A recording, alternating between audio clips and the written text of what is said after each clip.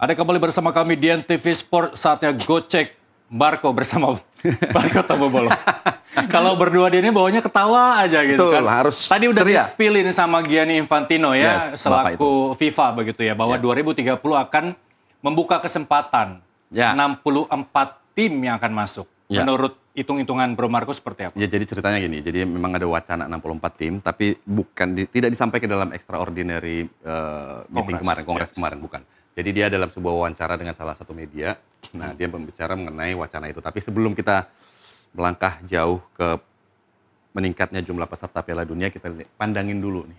Kebetulan grafis ada yang beda grafisnya ya? Ada yang beda, ini bikin kita pandangin sebentar. Bagus. Kalau terpesona, luar biasa. Blockingan dulu dong. Oke, gini ya. Gantengnya nggak kelihatan kalau dari belakang. Jadi gini dong. Gitu. Kayaknya kalau yang bikin dulu. Grafis ini lagi hatinya cerah, ceria gitu ya. Paling nggak kenyang. Tapi cek dulu nih, ada yang kosong nggak? Jadi biasa kalau kosong kan Marco harus nulis. Harus nulis. Ini nggak ada, jadi, aman. Nggak ada, aman. Lanjut. Bagus banget. Jadi kita apresiasi dulu. Okay. Nah ini ada 2030 ada 6 negara. Kalau sekarang kan ada 3 negara, ada Kanada, ada Amerika Serikat, ada Meksiko. Okay. Nah, kalau untuk 2030 nanti ada 6 negara yang akan menjadi tuan rumah Piala Dunia 2030. Jadi tuan rumah utamanya itu ada di sini. Portugal, Spanyol, dan Maroko. Jadi ada benua Eropa sama Afrika. Ya. Namun karena bertepatan ada 3 negara lagi, laga pembuka itu akan digelar di 3 negara ini. Dan pemirsa, jadi ada Paraguay, Argentina, dan Uruguay. Nah, kalau pertanyaannya kenapa ada 2 lokasi tuan rumah dengan negara komposisi 3-3. Jadi ini adalah main tuan rumahnya. Ya. Ini adalah tuan rumah untuk laga pembuka, mengingat nanti di 2030 ini akan menjadi 100 tahun Piala Dunia. Berarti itu yang melatar belakangi 2030 digelar di 2 benua berbeda. Jadi di 3 negara ini memang udah proses bidding, tapi ini adalah merupakan tambahan untuk memperingati 100 tahun Piala Dunia, karena Piala Dunia pertama kali digelar 1930 di Uruguay. Nah, ketepatan 100 tahun digelarlah di benua Amerika. Jadi ini adalah pertama kali Piala Dunia akan berlangsung di 3 benua, Eropa, Afrika, dan Amerika. Yang terbanyak itu biasanya cuma 2 benua Asia, kalau sekarang kan Amerika ya. Kalau kemarin ada 2 negara, 2002 itu ada Korea Selatan sama Jepang. Nah, ini menjadi tuan rumah terbanyak untuk satu gelaran Piala Dunia. Nah, ini kemarin ditetapkan di Kongres Extraordinary atau Kongres luar biasa yang dihadiri secara virtual oleh para anggotanya.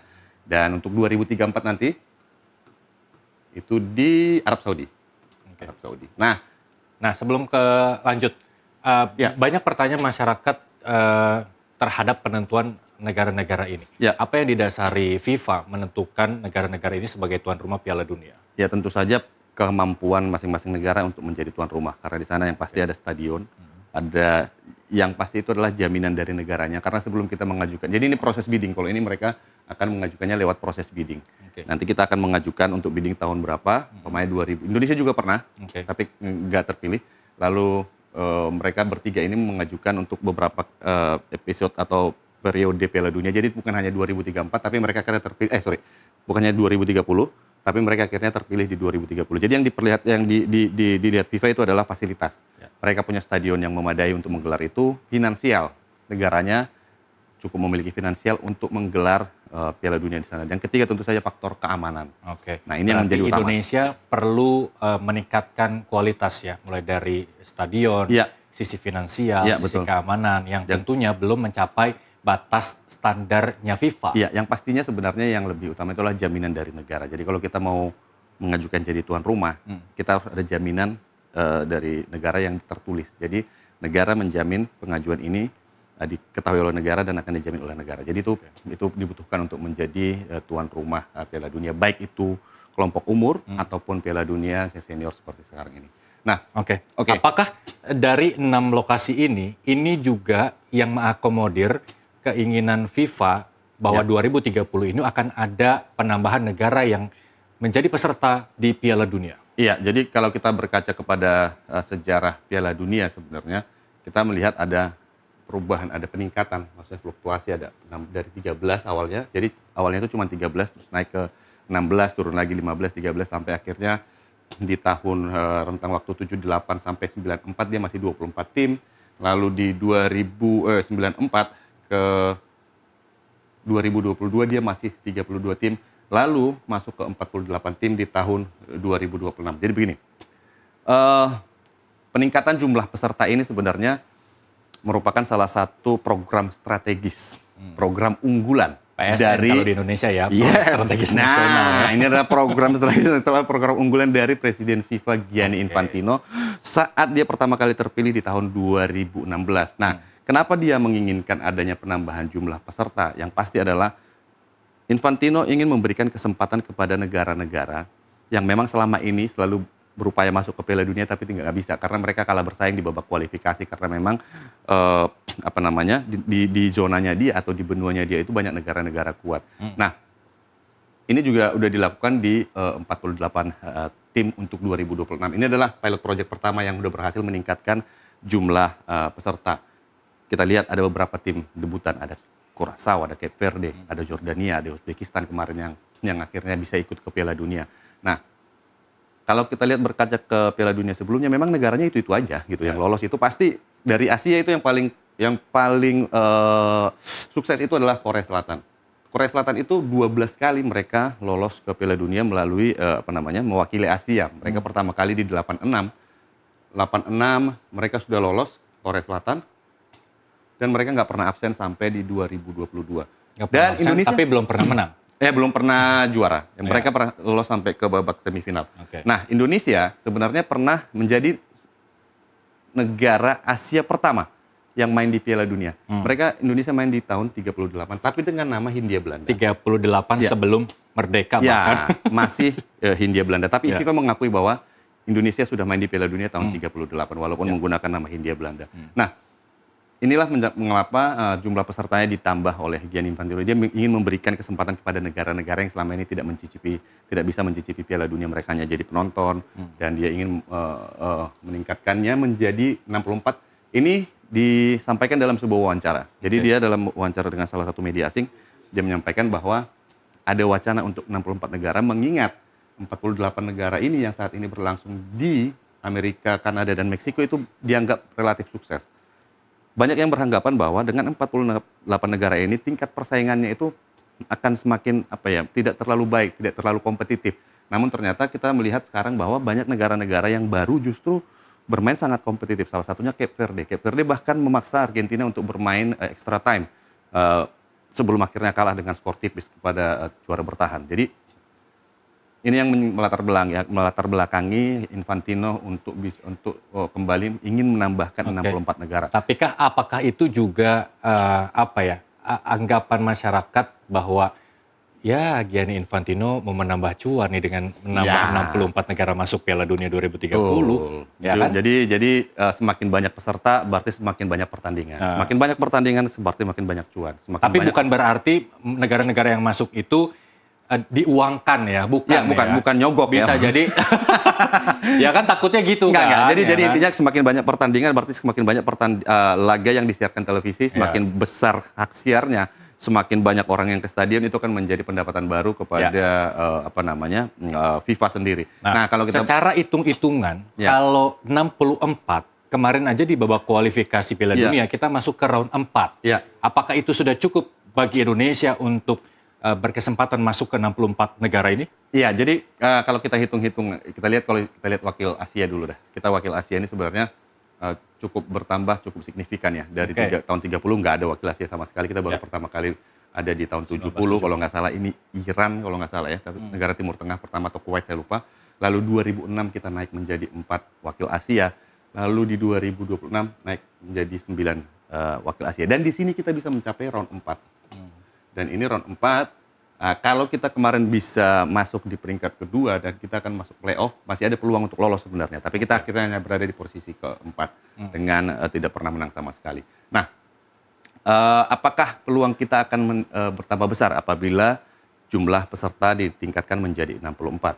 Tentu peluang kita akan semakin besar mengingat kuota Asia nanti yang akan lolos ke babak final atau putaran final Piala Dunia itu kan semakin besar. Kalau sekarang kan 9 wakil Asia. Nah, kalau dia 64, berarti bisa jadi dia di angka 10 hingga ke 12